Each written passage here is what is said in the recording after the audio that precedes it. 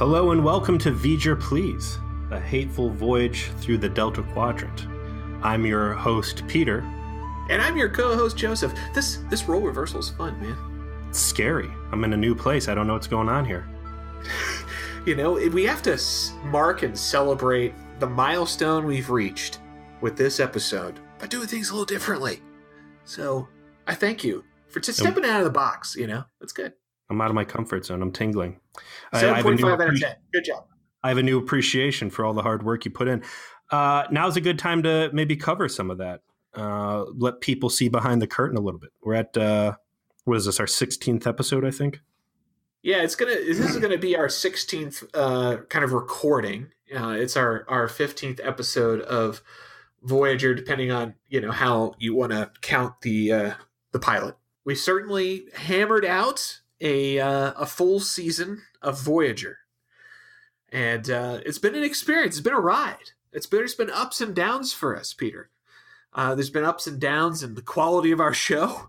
We've certainly, I think we've seen a steady increase, though. I think we started at a B-, and we've accelerated all the way up to a high B+. That's very generous of you.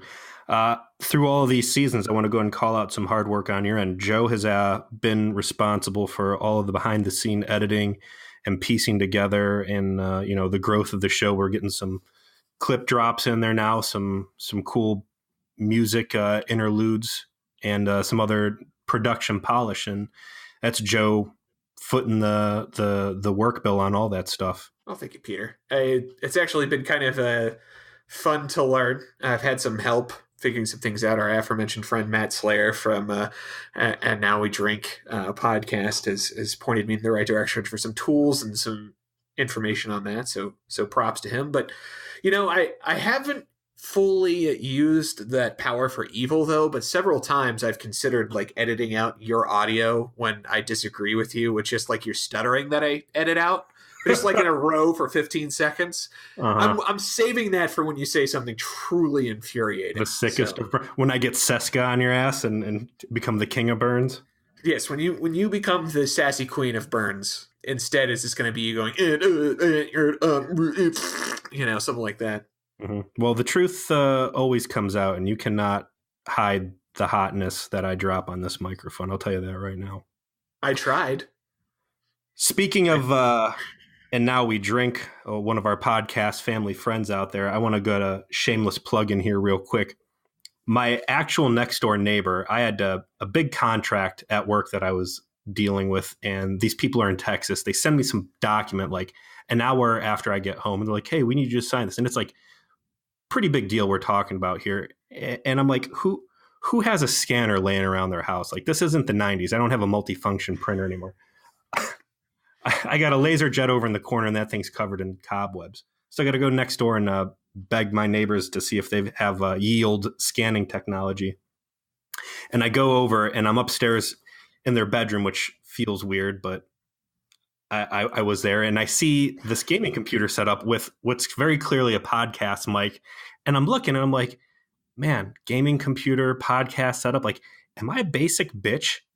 Is this something everybody's doing now? Everybody have a podcast? Yeah, my neighbor started a podcast called Debate This, and I listened to it. And I want to ask you a question. Who do you think needs more attention between Reed Richards, Beta Ray Bill, Jubilee, and Ghost Rider? Who needs more attention between the four of them? Yeah. I would say out of the four you mentioned, the character with the most compelling story to them would be Reed Richards, but the character I would want to see more attention to is Beta Ray Bill. Well, that's the subject content of their first podcast. I actually picked up some pretty cool facts out of that. I had no idea that Reed Richards, that there is a interdimensional council of Reed Richards, that Rick and Morty got the Council of Ricks idea off of. Council of Reeds, yep. That's fucking awesome. They did a lot of interesting stuff with the Ultimates version of that character and kind of turned him into a supervillain, and that's some deep nerd shit right there. So probably some cross pollination with our own audience for sure. That's awesome. I'll have to check that out. Check it out. Debate This. But jumping back over topics to you trying to edit out the truth that speaks from my mouth, you conducted a ill-fated social experiment of trying to turn to Reddit to prove a point. And how did that go for you?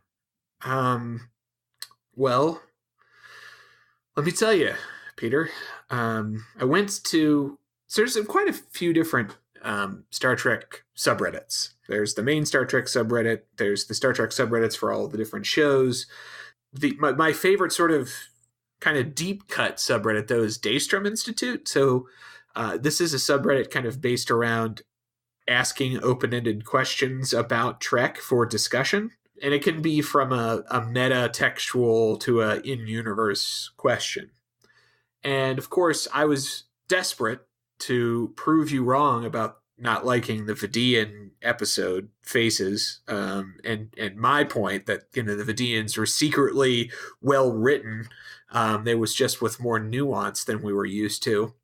And I went to the Daystrom Institute subreddit and I put a post up. It got over 1,000 views, a lot of activity, a lot of votes and all of that, trying to explain my position and that yours was that they're just badly written.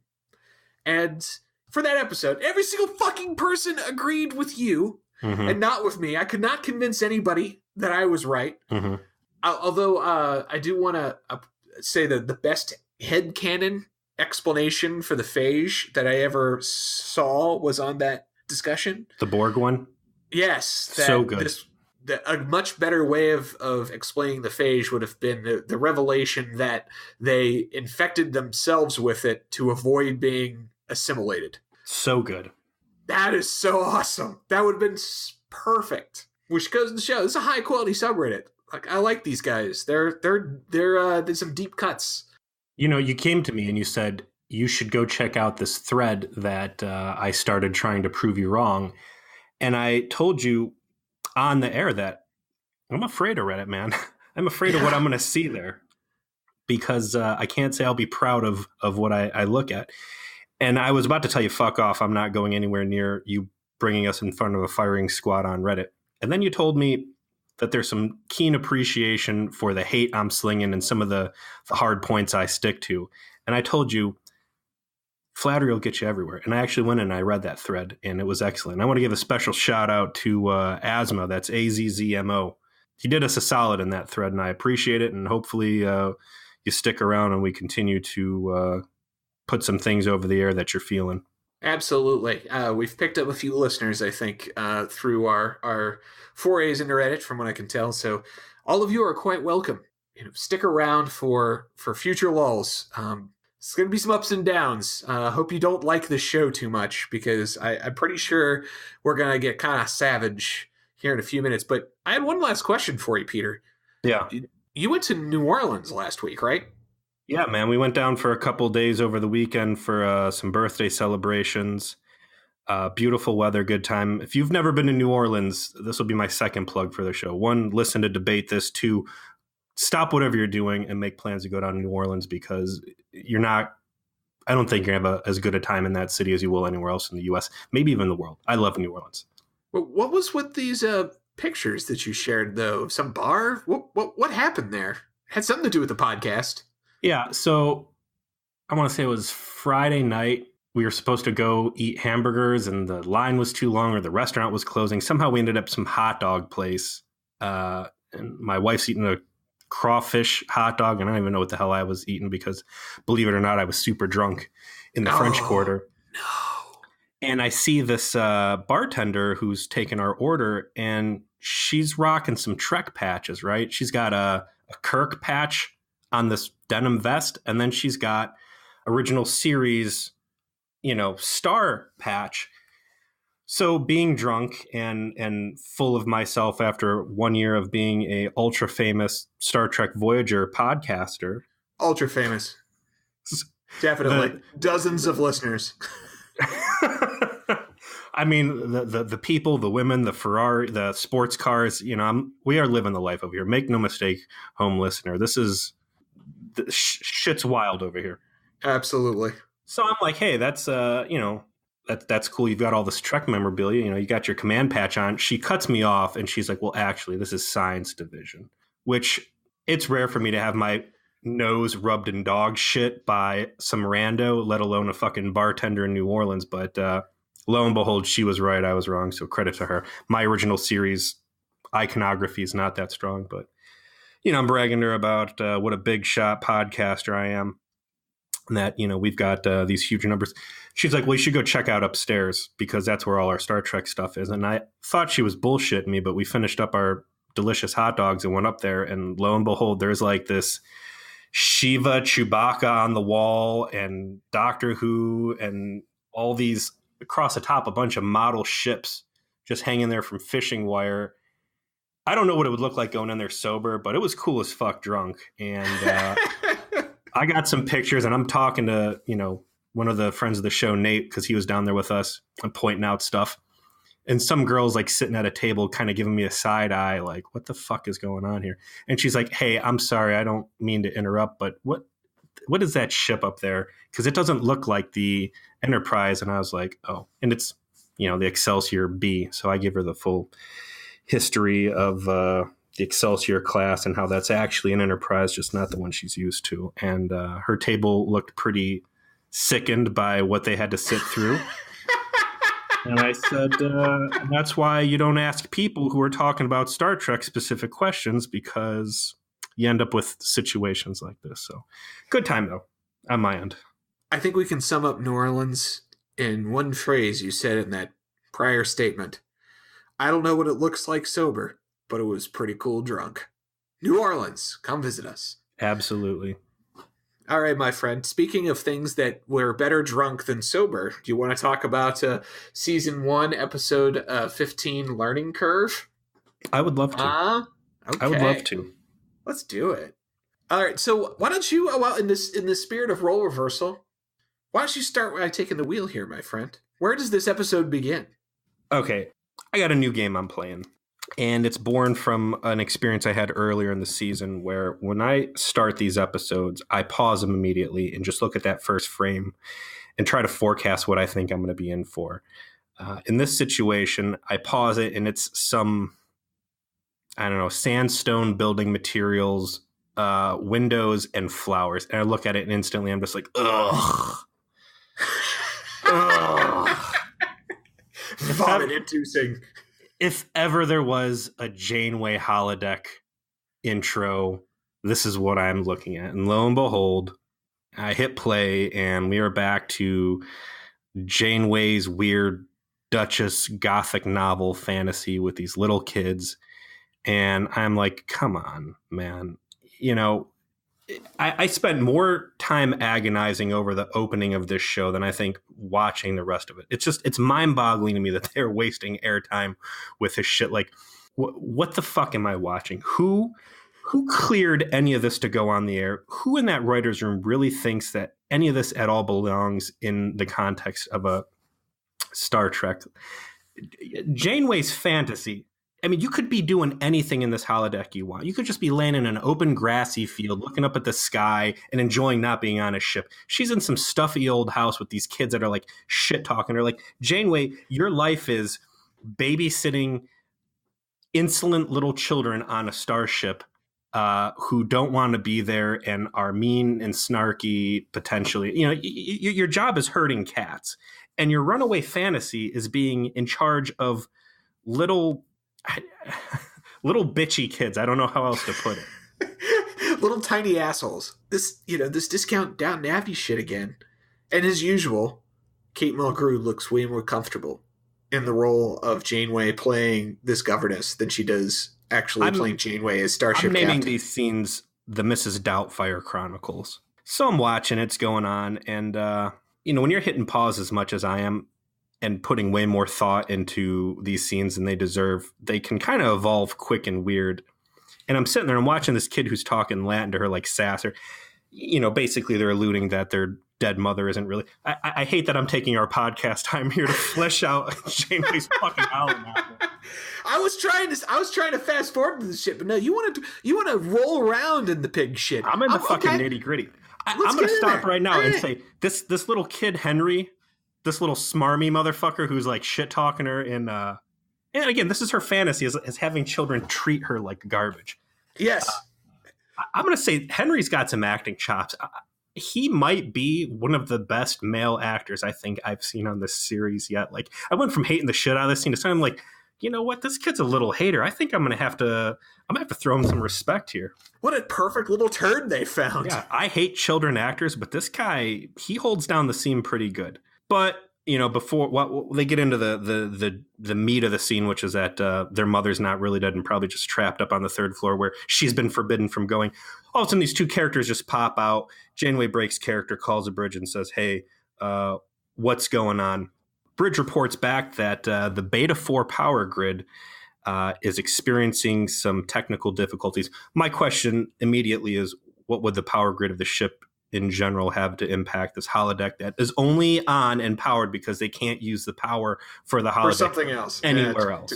Whatever, whatever. They something went wrong technologically, and it interrupted the captain's fantasy time of being shit on by a 6-year-old. They go send Tuvok to investigate, and he finds an open panel. And at that open panel is some rando Helpy McHelperson crewman guy who's wearing a provisional rank pin. That's that rectangle pin, so you kind of know this dude is Maquis from the jump. And he's explaining, "Oh, hey, no, I was walking by, and one of these bioneural gel packs that are the hot technological innovation and computing that the ship runs on wasn't working. So I hung a new IV thing in there," because this is what it looks like. It looks like IV bags that are like attached to the plates that go on video cards that you like.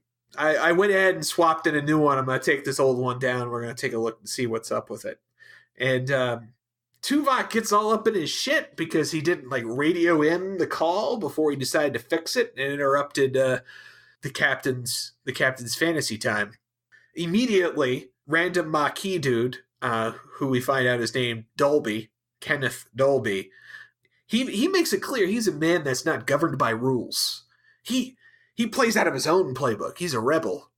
He's just going to do things his way because he's Maquis. And shits all over Tuvok and kind of rubs his face in it and then leaves. And that's the cut to credit.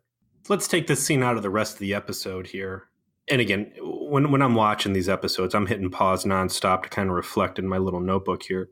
You know, my first question is this dude a saboteur? You know, is someone in the walls intentionally fucking with ship system? Because we jump back to Oregon Trail tablecloth episode. What was that one? Oh, yeah. Cathexis? Yeah, that's what.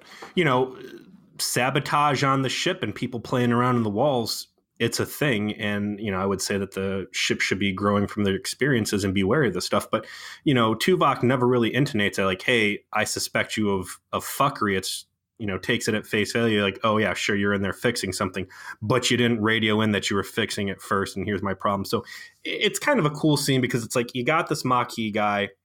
My assumption is that he's doing something bad, but really, you know, he's just showing initiative and fixing things, and Tuvok giving a hard time because he didn't, you know, follow protocol and the repercussions of it and whatnot.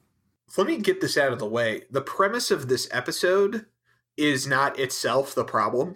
You know, the premise of the episode being we've got these terrorists who are on board, you know, with their Starfleet uniforms now and have to be part of the Starfleet crew, and they're not fitting in because they're fucking terrorists and they need to learn how to not be terrorists anymore. That is a episode this show has been begging for, right? And we've gotten little bits and pieces of that with B'Elanna and then Seska. Really, he has a macro level problem that obviously there's like 3 or 4 dozen of these dudes on the ship. Hasn't been touched on. So I don't mind the premise. It's just that they do it in the most ham-handed and predictable way possible. This episode had more in common with a fucking episode of My Little Pony, where everyone learns that friendship is magic, than fucking Star Trek. And it uses every goddamn storytelling trope in these kind of revelatory, we all have to learn to get together type of stories that they could possibly figure out to use. And it's so predictable and so maddening. And sure enough, straight out the gate, this Dolby guy just like goes 0 to 60 on Tuvok and climbs right up his butthole and is like, "You can't tame me. I'm a wild man. I know I live by no rules. I'm a lion. I have to show my mane." Like, what the fuck? Really? Like, he just was telling you have to radio in before you fix something. That's all he fucking told you. Yeah. But no, we got to get this fucking shit ramped up as quick as possible because this is going to be our conflict, right? It can't be something naturalistic or something that is, more makes sense in context of real people. It's they make Tuvok be a dick about this. I mean, had he come out a little bit more reasonable and like, "Hey, dude, look, if you're in the wall and you touch the wrong wire and get like electrocuted to death, like no one's going to find you in here if we don't know you're in here. Like, safety first." But instead, he leads out with some shitty Vulcan sass, and they end up back in Janeway's ready room explaining things. It's Tuvok, Chakotay, and Janeway. And finally, they address, "Oh, hey, some of the Maquis not integrating correctly." And they come to this cockamamie conclusion. Like, Tuvok's like, "Look, we need discipline." Chakotay's kind of quiet. Yeah, I figured he'd step up and bat for these guys. But Janeway, instead of being like, "Yeah, bring Dobie up here and I'm going to chew him out because he's got a pretty bad record so far," she's like, "Well, we're not being fair to these Maquis people. They don't have the blessing of a Starfleet Academy education, and we're holding them to standards that they don't know exist. So why don't we do the most condescending thing possible and and cherry pick 4 people out of this entire regiment of Maquis we've brought in and put them through a mini Starfleet boot camp with the most abrasive person possible." The problem is that it's Tuvok who's the teacher. You know how much better this episode would have been if you just changed nothing except having Janeway say, "You know what? I'm the captain of this ship. I'm going to be, commanding these people for potentially the next rest of their fucking lives, depending on how long it takes us to get back. They have to respect me and they have to respect Starfleet. So, Commander, you and Tuvok are going to handle the ship, affairs. You're going to handle all the command affairs for the time being. Besides, Chakotay, you could probably learn a few things about how to, be a first officer in Starfleet because you were a terrorist for a while. I'm going to go teach these guys how to be Starfleet officers." And suddenly the dynamic is much different and would have been vastly improved because you'd have had Janeway struggling with reaching, the Edward James Olmos. How do I reach these kids? How do I reach these terrorists? How do I get them to respect me, respect Starfleet, respect the ship, respect their Starfleet brethren, to not just be insular with the Maquis people? And it would actually dovetail well into that intro of her being a governess and shit. All of the pieces were out there for them to create this episode in the right way. And they just, no, let's have the guy with no emotions that decides to put them through Full Metal Jacket PG Star Trek edition instead. That'll go great. Joe, you have hit many nails on the head, and I want to throw one more piece of truth into this bonfire.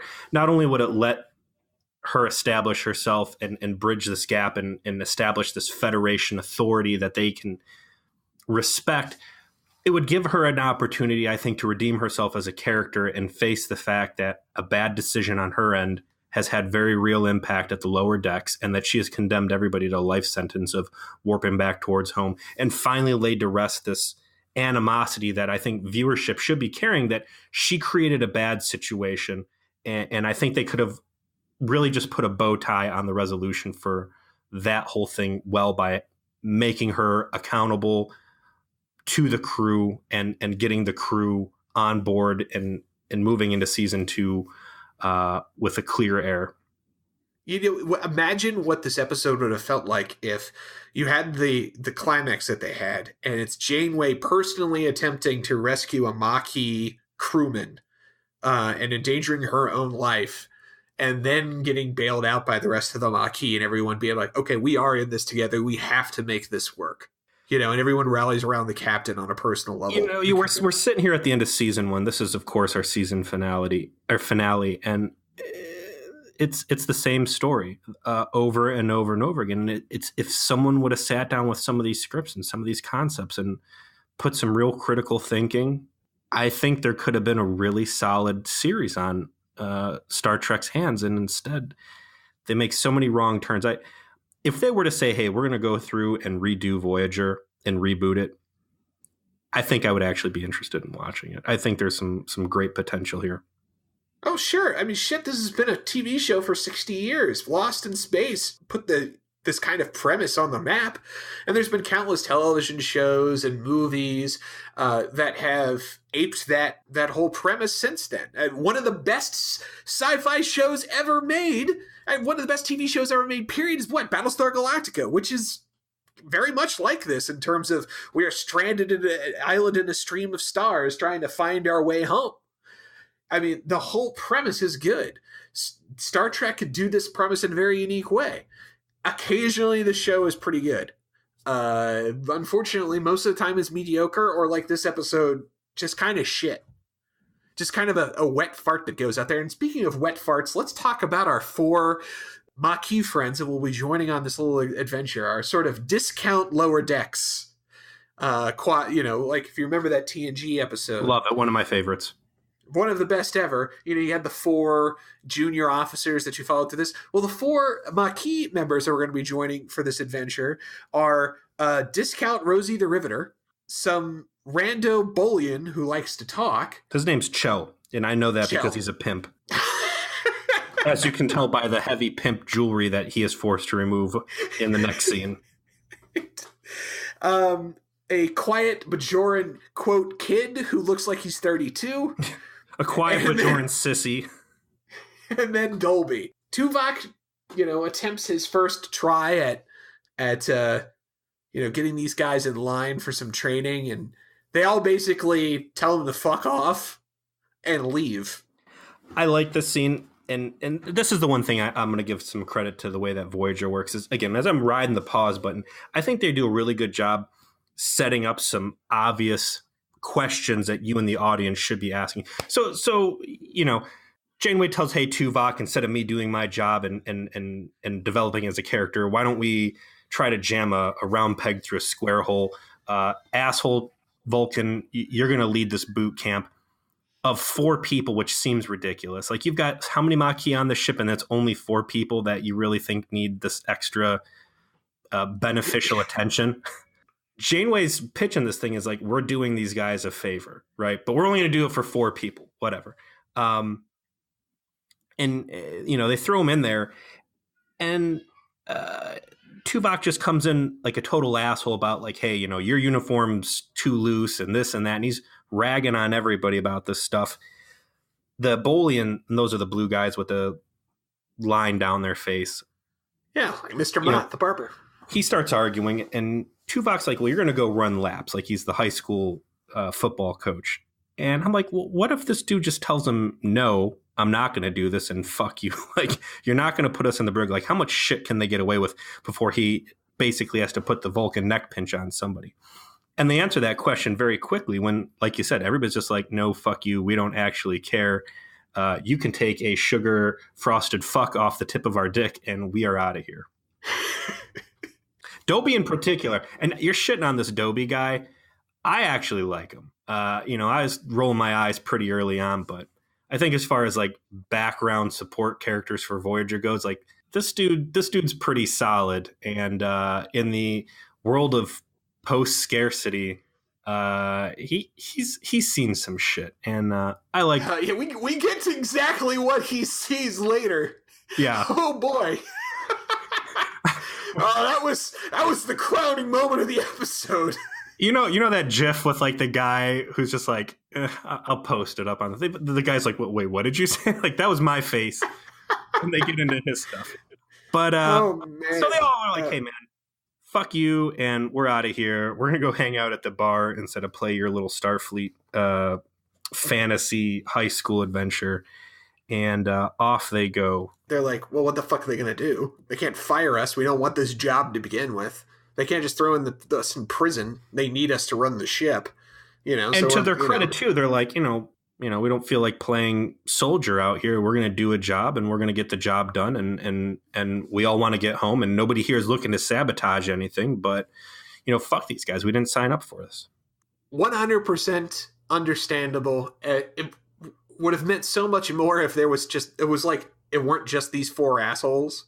If they were just representative of the worst, and they made it clear like there's other Maquis who are more marginal, you know? This is like Maquis Breakfast Club, kind of. I mean, yeah, is that what they're going for?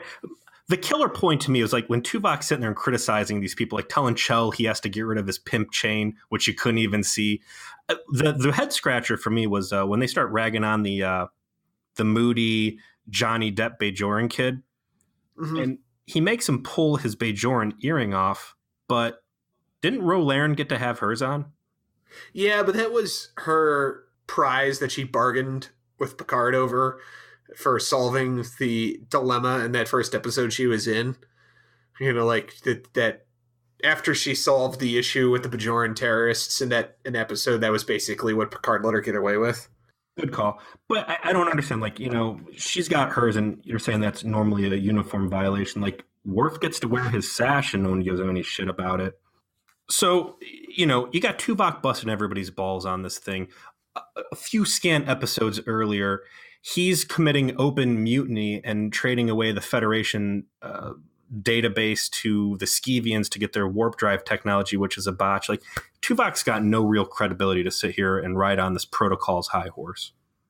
No, I agree, but as the underlying weakness of the episode, he's just the worst person to have doing this because he doesn't show emotion. We had this conversation, I think, just last episode we did, where Vulcan characters tend to be bad ones when you want to have the emotional weight carried by that character. Now, particularly good actors can make emotionless or, you know, emotionally struggling characters still work in those contexts. Leonard Nimoy was famously good at it.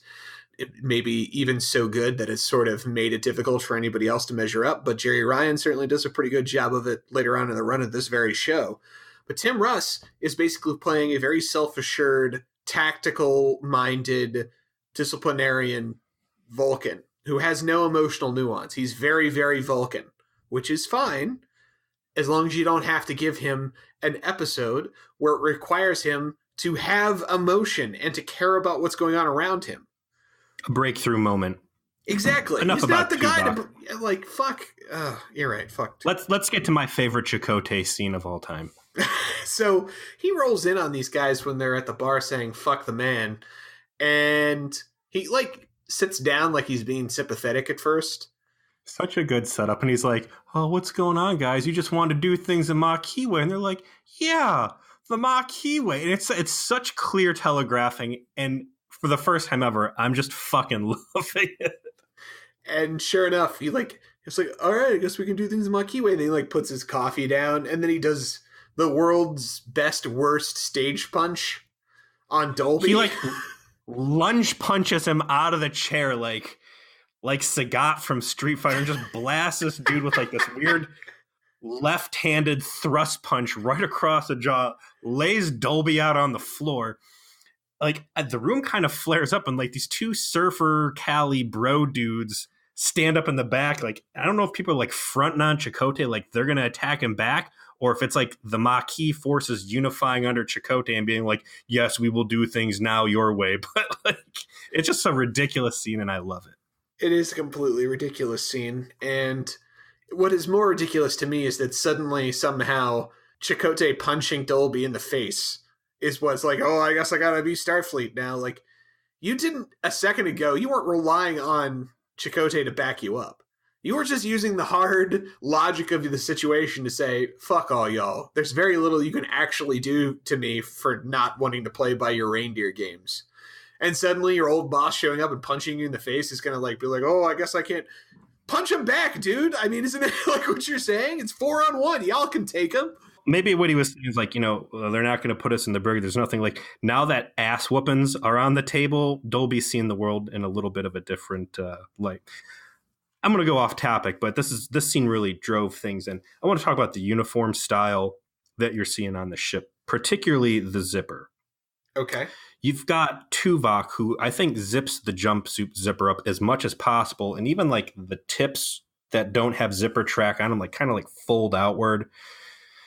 It's like the Starfleet people zip it up high. Maquis and especially in this scene, now that you're seeing like the seedy Maquis bar scene or whatever, like they're down pretty low. They're showing a lot of purple turtleneck. And it reminded me of a story. My friend Kim went to Catholic school, Catholic girls' school. She told me about the pecking order and how you could tell people's girls' social station in Catholic school by how short their skirts were. Like everybody had to wear the same skirt, but like the popular girls would roll the waistband and like make the skirts shorter. So like they'd show more leg, and that was how you knew you were cool. That's what I think's going on in Voyager. Is like the more bad boy you are, the further that bad boy's unzipped. They're rocking the V-neck look just to show that they're rebels without a cause. They just don't care about your Starfleet uniform regulations. So they're going to take it to the max. They're going to take that zipper all the way to the maximum allowable limit, which is basically where the color patch hits the black part of the uniform. Mm-hmm. You know, they're really riding the edge there. That's good. I think that's their silent resistance. Is, you know, no more Cardassians to murder, so this is all they've got.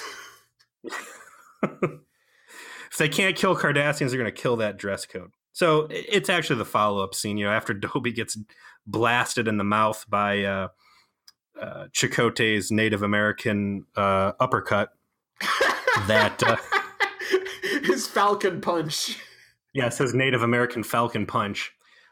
Which, now that I've seen him break that out, Paris better watch his ass, because, you know, he makes one more joke. Maybe Chakotay is going to peel him off a fresh one. Paris has that life boon or that life debt over him. So I think Paris is a good company man. You know, he's got to stay on the captain's good side if he wants to continue to have, you know, the special privileges that we all know Tom is enjoying with Captain Janeway. So, you know, he's got to be on the straight and narrow. You know, every once in a while he'll put an upchuck this joke in there, but he's playing his cards right, I think. But Dobie gets knocked the fuck out. Next scene, they're back in the cargo bay, and now they're kind of playing by Tuvok's stupid rules. And this is where Tuvok cracks down on Chell and his pip chain and some of the other clothing infractions. But yeah, the Bajoran Johnny Depp guy's got scuffed boots and gets rid of his earring and whatever. They do all of that shit, and they're all, yes, sir, you know, like very, like, I guess we'll have to do it. And then we get some more shit going wrong with the gel packs. So I guess it's worth pointing out that in an earlier scene, they said that there's a limited amount of these gel packs as backups on the ship. There's only 47, and they can't run the ship without them. They don't have like a nice linear chip computer backup. And so it's a big design flaw in your exploration-focused vehicle, of course, but this isn't the fucking first one of those. Nice job, episode, in specifically not addressing why you can't just replicate more of these things. Right, there's like, we can't replicate them, and there's kind of like, just their minds wander off someplace else. And mind you, these are the same people who can replicate organs, but they can't apparently... Lungs, holographic lungs, people. Just tell the doctor to figure it out. Eventually he will. Oh, I'm sorry. Is this gel pack sick? What's it going to do? Die? Because we got a protocol for that. Dr. Frankenstein can just give me a couple of bad gel packs. I'll Frankenstein them back together. It'll be good as new. Maybe even stronger with an aversion to fire. The issue is that these things keep failing, and it's going to be a problem if they keep failing. So they take one of the dead gel packs to sickbay because it's a biological component, and they say, "Hey, Doc, can you tell us what's going on with these? Can maybe you figure this out?" And there's like a cheesy scene where the doctor's now trying humor, so he doesn't want to violate HIPAA for the gel pack. He doesn't want to discuss his medical condition without his, you know, the consent form being signed, which is funny if you've ever had to deal with HIPAA regulations before, which it's probably like 3 of you. And, but ultimately he says it's sick. It has a disease. It has some kind of contagion. It's not communicable to people from what we can tell, but that's what's going on with it. So I'm going to try and figure this out. So the gel packs are sick. That's the B plot, is that the ship has literally got like some sort of disease. For the record, solid B plot in my book, and this will be something I'm touching on later when we do our overall thoughts. But anytime they start exploring Federation technology, specifically Federation technology that is not working as intended, it's got my attention. If they'd spent 6 seconds explaining why they can't replicate new ones, I could have bought it. But because because they never pin down a reason of why it somehow can't be replicated, even though they've managed to replicate things that is far more, or said they can replicate things that are far more nuanced than a fucking bioneural gel pack, then I'm just like, whatever. This is just to provide us with something to bind the A plot together. So next scene, I want to go ahead and throw out a congratulations here on somehow finding an even worse uniform to put these poor people into. Oh, the away team uniform. Yes, the jumpsuit uniform. We see this. This is not its last appearance, my friend. Oh, no. Yeah. What? Yeah. They've got these people in these terry cloth, nut hugger jumpsuits, short sleeve train wrecks. Because Tuvok's the backbone of this learning experience for understanding Federation protocols and expectations is, of course, going to focus on needless physical training. The montage that they go through in this episode for the training is the most boring training montage I have ever seen in fiction. It is this way too long meditation on them going up and down some ladders and then running through a couple sets. It's so boring. It is the closest look you will ever come to have in all of Star Trek as to what Federation footwear is in use. It is a series of shots of people's feet right in your face as they put the camera behind the ladder, and these guys are going up and down Jeffrey tubes, and you see these big, ugly ass shoes, which I thought was maybe something they just put together on the set. Lo and behold, these are actually Air Jordan Series 10 sneakers that these guys are rocking, which I think is pretty cool. But they got these things dressed up super ugly. And it's just like, why are you having these guys run through the fucking deck? This is already the most condescending thing possible. And you're basically parading them around the ship and being like, these Maquis are now our bitches, and we're going to fucking run them through this bullshit training regimen. Like, you got the holodeck and its endless supply of energy that nothing else can use. Put them in the fucking holodeck and have some sort of cool drill ground, not parade them through the ship. Actually, I mean, we talked about how the holodecks are the danger rooms, right? Yeah. Holy shit, what an opportunity to do some cool shit in the holodeck with an actual training thing if you want to do that. But no, instead, we're going to have this montage that's 5 or 6 minutes of this dramatic music of these actors going up and down fucking ladders and running through the hall set and then running through the mess hall set. And then that's it. And cargo bays. All they're doing is a 10K run. I understand they have packs on and that Tuvok fucked with the gravity a bit, but which seems really disrespectful. So yeah, you're like, oh god, they get to the end, we're so tired, and Tuvok's like, no, you got to run because we lapped you twice. And then he reveals it oh, it's hard to run on this deck because I changed the gravity. You changed the gravity on a whole fucking deck on this cramped ass ship, so you can make life harder for these 4 people. Why are they wearing packs then? They're Goku, and they're training for a big fight with Frieza. Hey, I made that joke, and my wife was like, I don't care about Dragon Ball Z. I was like, God damn it! Well, she's trying to be discourteous to a large segment of our population viewers, so... It was so painfully dull, and Tuvok's doing, like I said before, the Full Metal Jacket boot camp thing, but it's the PG version. And it doesn't even make sense in a 24th century context. No. Starfleet obviously doesn't break people down like this anymore because it's not necessary. This boot camp training thing is done to institutionalize the would-be soldier or sailor into the military and break down who they are so they can be rebuilt as a cog within that greater machine and ultimately interchangeable and potentially disposable. That's the entire psychology behind it. Starfleet is absolutely the opposite in terms of that. They embrace individuality. They embrace what you bring to the table. They embrace cooperation. They embrace you striving for the better version of yourself and humanity and all of that stuff. And so this exact kind of training makes no fucking sense in the 24th century. None. It also makes you think that Tuvok has some sort of a learning disability, that he's just that dense that he doesn't realize that nothing he is trying is working on these guys. And in fact, he's just making a bad situation even worse and alienating and completely going against what his orders were. And that is to integrate these Maquis elements better into the crew. Right. He's just pissing them off.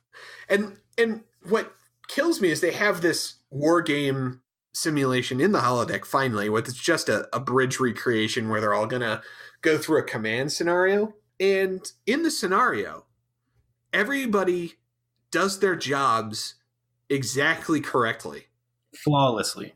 Have you played Artemis yet? No. Artemis is that computer. People at home, go download this thing right now. It's fucking awesome. It's you get a bunch of computers together in a LAN party, and everybody's at a different command station. Weapons, whatever. It's a bridge simulator. It is hard. I've played Star Trek Bridge Simulator, which is this is. Have I never talked to you about Artemis? Oh, you have. I've just never had an opportunity to play it. This thing blows out all the. When you've got people that are responsible for doing jobs and trying to coordinate these. It is a hard game to play, and I got mad respect for anybody who can command a ship on this. These Maquis dudes, that is a flawless bridge environment. They're yeah. At the end, they stay and they stick in a fight that's a no-win situation. Tuvok's talking points on sometimes retreat is tactically solid, but it doesn't give these guys any sort of props for following protocol and all the other stuff that is the whole reason that they're there for. The only thing that they quote unquote do wrong is that Dolby, who's never going to be in command, commands them to fight to the end. On a technical level, every single person does exactly what they're supposed to, and he's fucking dogging them like they fucked up horribly. It's no, unless you put Dolby in command of the ship, these guys actually look like they got their shit together pretty tight. They're doing their jobs, and it's dumb. That whole plot's dumb, but it's not nearly as dumb as the explanation as to why the bioneural gel packs are failing. Speaking of cheesy jokes. Holy fucking shit. So, Snarf is talking to Tuvok about how he can reach these keys, right? Is the ostensible reason the next scene happens, is that he's detecting Tuvok's off. Props to Snarf because he actually shows all of the habit-driven things that he's not doing that clued him into this.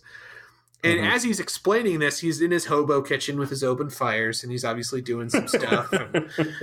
and he's got some cheese, and he's spreading cheese into this pot where he's making some macaroni and cheese, he says, for a crewman that specifically requested it. And Tuvok starts to look up, and he sees a vent right above where the hobo kitchen is, which of course is, not OSHA compliant or health code compliant, because that was never supposed to be a hobo kitchen. And he's like, wait a second, where'd you get cheese? Where's that cheese from? And he's like, I made it. And he's like, oh no. Oh no. And sure as shit, what happens? They bring in the fucking hazard squad. They've got the goddamn cheese in a container that's more secure than the shit they were beaming star fragments into. And yes. Sure enough, the goddamn cheese is the reason why the fucking bioneural gel packs are sick. It's the fucking cheese that he made with all the bacteria that's causing. They got that shit locked down. They've got people all over the place like there's a fucking biohazard. I lost coherence in my notes. I just have what with cheese, what the fuck cheese. That's what I wrote. You remember my headcanon backstory on Neelix, that he's really a Talaxian saboteur? Yeah, I do. Chalk up another solid evidence file that he is actively trying to fucking wreck the ship. And they have that cheese locked in like it is the Ark of the Covenant.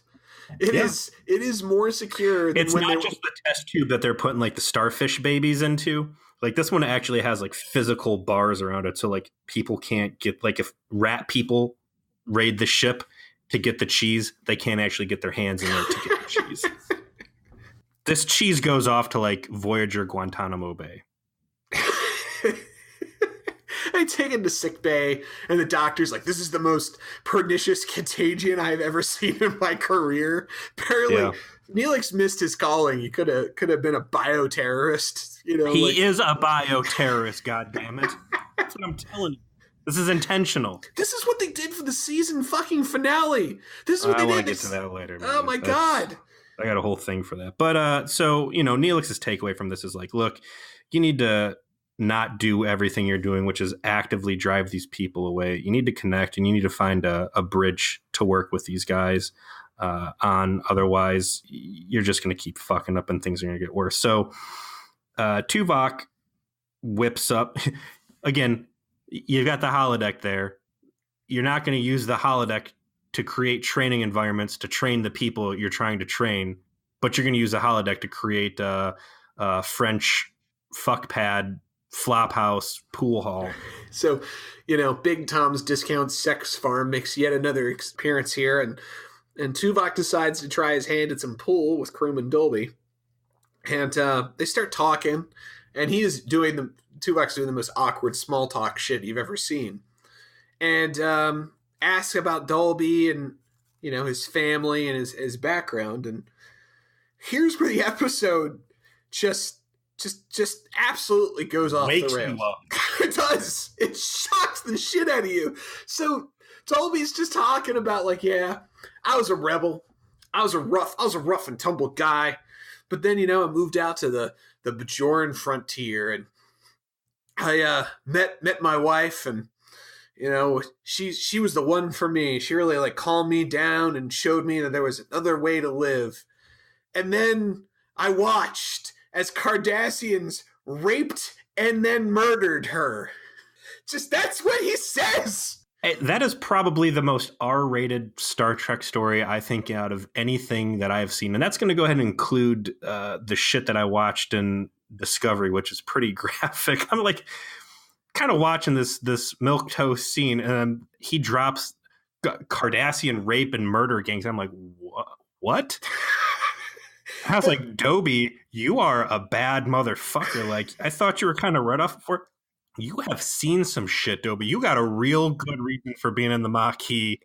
You are the loose cannon bad boy. Move over to Tom Paris, because what the fuck? Like, it was the first time I've ever heard someone have legitimate enough beef that I believe that they would be a terrorist to destroy Cardassians. First time. Like, yeah, they raped and murdered my wife in front of me. Like, oh, shit.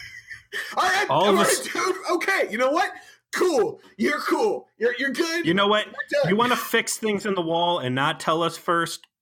You go ahead, Dobie. You fix things in the wall without radioing, and maybe you don't need to be running laps after all. I think you've seen enough suffering in one lifetime, then. I think you get a pass. You know what, buddy? Do you just want to like have the job that we, like, do you just want to like clean toilets? Do you want to do something just you don't have to worry about anything? Like, you don't have to do anything. You can be the fucking tour guide on the ship. Like, it's okay, pal. Oh man. And the way it gets played off in the rest of the scene, because Tuvok can't show any emotion. He's just, I don't have any stories that would compare with yours. That's what he gets stun locked, basically. He's like, whereas Chakotay, like, sucker lunch punched Dobie in the mouth in the mess hall, like, Dobie is now sucker lunch punched Tuvok in the mouth in the holodeck. And, there's nowhere for Tuvok to go. Scene wraps, and I don't even know what happens in the rest of this episode. Like, once he lays that fucking story out there, I'm just kind of like, Yeah, same here. It was just brutal. And could you imagine what that scene would have been like if it was Janeway who was doing this with them? Well, I'd assume she'd immediately start close talking him and like physically graft herself onto his shoulder and like badger him into forgetting the past or something. That's true. You could just get their boobs right up in him and just get that closely tight shot, because Janeway doesn't understand personal space. You know what? That's exactly what happened, because when Snarf lays on Janeway, like, oh, by the way, Dr. Mengele blew up my entire planet. And her reaction is to be like, well, maybe we should just play along with what he wants. No big deal. Old downplay Janeway. Suddenly, like, is Janeway suddenly like your Aunt Gertrude who smokes a pack a day? Well, Come on now, Snarf Snarf. That's my Janeway voice. You gotta give him a chance. Now give your aunt a kiss. That's my Janeway command voice. But yeah, old downplay Janeway. I think she'd just tell Dobie you got to let the past go and report for duty on time. That's your takeaway there. Who the fuck cares what happens in the rest of this episode after that? It's pretty. So let me try and wrap things up here. Basically, Tuvok continues to not use the holodeck for training like he should. He's running this shit out of Cargo Bay 3 or who knows. He's harassing these guys, and the gel pack situation gets worse. They have some critical failures. The cargo bay door predictably locks and traps them in there. And then some power nodes start blowing up around the ship. One of the plasma relays or something in that cargo bay goes bad, starts spewing off poison gas. Tuvok dispatches Bajorn Depp up to a console that's for some reason up in the ceiling. Or I don't even. Oh, I think he set him up there to try and open the door. Whatever. The kid gets knocked out. Poison gas is venting, and they're like, all right, we got to escape through this hatch. And on the bridge, they come up, or no, I think Doctor calls the bridge and says, hey, we got a way to work through this. We're going to mimic the humic body. We're going to subject Voyager to fever and try and basically overheat everything and burn this infection off. And they do it. And when they go to raise the temperature by stressing out the warp engines or something? Yeah, they basically create a microwave oven in the ship by reversing the warp field. It's a novel idea. I kind of got what they were going for. They just basically create a bunch of heat off of the warp field to cook the ship enough so that it burns the infection away. So let me tell you what they don't do while they're intentionally running the engines to try and overheat the ship. They've got some systems problems, right? Some of the doors aren't opening and turbo lifts aren't working and whatever, but they got enough control that they can run the fucking warp engine. No point does the captain jump on the PA and be like, hey everybody, we're having some problems, we're going to run the ship temperature up, you're going to hear the warp drive going crazy, that's us, just bear with us. There's no forewarning. So she starts to just cook everybody in the ship with no forewarning. I can only imagine the chaos going on. On top of the fact you got stuff exploding, now it's going to get up to 100 and whatever degrees. 150 degrees. That's how much in Kelvin they when they say how hot it has to get, that's how hot it is on the ship. So it gets hot as hell. Everybody is doing their I'm so hot and sweaty and tired thing. Nobody's unzipping their uniform or taking the goddamn turtleneck off. So I doubt it's really that hot. I can only assume people are going crazy because they think they're going to be cooked alive, that the bridge hasn't kept them in the loop. Tuvok tells everybody to clear the cargo bay before the poison gas kills him. And then predictably, he stays behind and puts on seals the Jeffries tube behind him so they can't get away. And then goes off and tries to drag this kid out of the poison gas towards the command panel. The 4 misfits return without any help whatsoever, but they found a big crowbar a space crowbar along the way. Pry open up the cargo bay door, drag everybody out of the cargo bay, and Dobie and Tuvok find some camaraderie in the fact that Tuvok was willing to sacrifice himself for Bajorn Depp, and off they go to sickbay with no real resolution to the rest of the episode. They pretty much just draw the curtains there, and that's that. The only thing this episode was missing was a letter to Princess Celestia to truly drive home, that friendship is magic. This is where they leave the whole fucking season. This is it. All right, and the ship goes away, and we don't come back for 6 months. So let me give you my breakdown on this now that we've made it to the end. I thought this was a good episode, and if we take it in the context of what I want, and that is a series of events across 7 seasons of a show to create a world, and basically that's what they're doing. They're world building. This has a lot of really choice stuff. It has an exploration into the gel packs. It has a Maquis Starfleet disconnect that I've been begging for to be addressed for a whole season. If this was season 1, episode 7, episode 10, somewhere in the middle there. I think that this would have been, all things considered, a very good episode for Voyager. Maybe not a great episode, in real TV grading, but for Voyager, a strong one. How in the fuck did they decide to run this as a season finale? This might be one of the worst season finale choices I've seen on any show anywhere. I completely agree that it is one of the worst season finales I've ever seen on any show. I would not say it's a good episode, though. I would say it wouldn't have been as bad. Conceptually. Yes. Okay. Conceptually, the A plot conceptually, I think had a lot of promise. I think they did everything wrong in execution. I think the fact that it's Tuvok, that's the fulcrum that we're supposed to have this orbit around, is a terrible choice. I think the B plot with the fucking cheese that Neelix made is the reason why the ship's failing is just laughably stupid. I think it's poorly paced. I mean, Jesus Christ, there's a rape bomb in the third act just that comes out of nowhere. But conceptually, I'll grant. I think I even said earlier on, I liked the idea behind it. It makes a lot of sense. But the cheese thing didn't really bother me as much. Like, it's a legit exploration of criticisms I had earlier on. Like, when you're doing stuff that isn't supposed to happen in the ship, that it's going to have impacts. I think him cultivating dangerous space cheese, not cognizant of the fact that there are organic components. Like, I'm not going to falsely say that cheese was the worst thing to have be the reason for a major system malfunction. It's just so fucking silly, dude.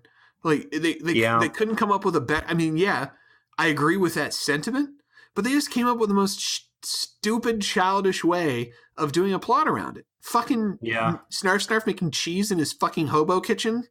That's what we're going with for this? Like, Jesus. For your finale, for your big, like, this ship is in danger and everybody's going to die. Yeah. Not because of a computer virus or, legit saboteuring, but, like... Cheese. Yeah. A tongue-in-cheek, like, the writers just nudging you with their elbow, like, it's cheese, get it? Like, no, stop. But, I mean, if this... Stop, get some help. Yeah. If they had plugged this in earlier and not made it the finale, it's a lot of things that I like. But in the wake of you saying, hey, this should have been a Janeway-centric episode and not Tuvok, absolutely right. I didn't take that into consideration earlier, but you're 100% right that they could have made this into season finale material had it been Janeway. And again, at the end, she had to apologize and say, I'm sorry I got you into this mess. I'm willing to make things right. And I'm willing to, sacrifice my life to save even the lowliest of crewmen. And the Makita begrudgingly turned to her and say, you've got our respect now and our shenanigans are in our past. Let's do this thing. And, warp off to season 2 with that chapter in the book closed for good. I think that would have been an excellent way to do it with this plot. And instead, we got garbage. We got shitty... The learning turd. We got a extended montage scene of people going up and down ladders. We got modified Air Jordan 10s. We got cheese. We got a whole bunch of C-list guest star actors that we didn't get. Did they much. bring Dobie back, or is this his one and done? I know Chell gets a little bit of play later on. One and done. Chell's the only one who shows back up. It's too bad, man. I dig Dobie. I was kind of, I cut him a lot of slack in this because I'm like, they bring this guy back around. I can respect him. But yeah, and then again, okay, you're not going to use the character again. Like, he's got so much screen time. Like, whatever personal growth you want to say that Tuvok makes in this is directly, joined to this guy, and they're not going to break him back out again. Like, what the fuck? Well, I mean, they don't even break back out Joe Carey, and they spent several episodes building him up. A lot of shit they did in this first season. They had an inclination that they wanted to build on later, and then they just kind of don't. And they don't do much with the idea of recurring characters in the end.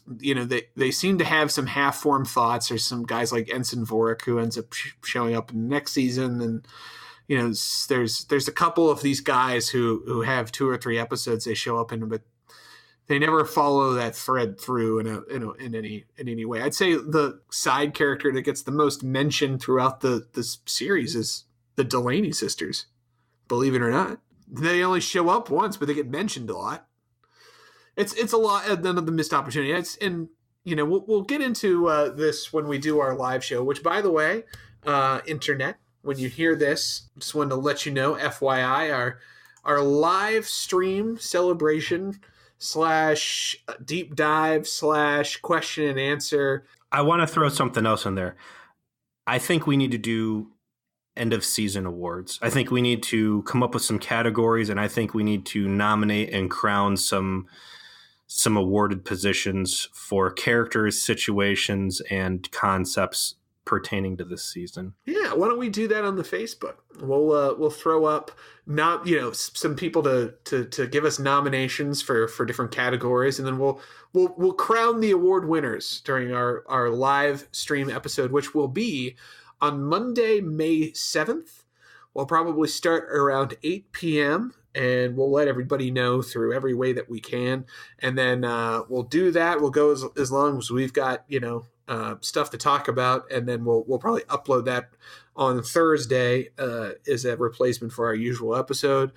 And then the next week on May 17th, you'll hear our episode reviewing the very next installment of Voyager, which, Peter, why don't you tell us what that's going to be? I get to take over on this now. This is another thing we're doing to change things up. Since I've never seen any of this stuff, I'm going to read you the Netflix description. We'll let Joe reminisce on it a second. Season 2, Episode 1. I actually saw this in the production notes. Even though this is Season 2, I believe they filmed this for Season 1, so we're not really getting fresh Season 1 hotness. But Season 2, Episode 1, The 37s. Voyager answers an ancient SOS distress and finds 8 humans, including Amelia Earhart, in cryostasis on a nearby planet. Yep, that's gonna happen. That's where we start. Over here. Just based off of that, I'm jamming my fucking pen down my throat trying to throw up. What the fuck are you doing, production? You're gonna end a Season 1 on this middle of the road wallflower episode, and you're gonna start Season 2 with Amelia. What? Do you not want people watching this fucking episode? Does this series have a self-annihilation impulse? Well, Joe, is this as bad as it reads? Oh, it's completely patently fucking ridiculous. I don't consider it like a terrible episode, but it is absurd that it is a thing. It is, you'll see it and you're like, am I really watching this? The show's jumping the shark pretty fucking early. So Jesus Christ. I would rather watch obviously, I would rather watch an episode about my friend's Catholic girls' school skirt adventures than what I think you've convinced me into watching. This is punishment for you. You've done something wrong in a past life. Now I'm your guide through penance. You're my pinhead. You're my Cenobite. I'm going to tell you on our seasonal awards we're going to do here what led me to believe this, because I was going to spend the entire first half of this episode bitching about Jet Trolligan. That episode has grown in my head like a mind bomb. The weakest shit award. The weakest is the weakest shit. And I'm going to tell you right now, reading that episode, I think I might already have a contender for the nomination as Season 2's weakest shit. All right, you got anything else, or are we gonna put a fork in this one? You know what? I think we've talked it to death. We want to thank everybody for joining us, and yes, Peter, please conclude us with another reading from the Ferengi Book of Wisdom. As you've all stayed with us, hopefully long enough to make it to the end of Season 1, and as the Federation has finally decided it has to get these Maquis people in line. Ferengi Rule of Acquisition number 211. Employees are the rungs of the ladder of success. Do not hesitate to step on them. What a prescient choice on your part, given the close-in shots we get of ladders. Yep.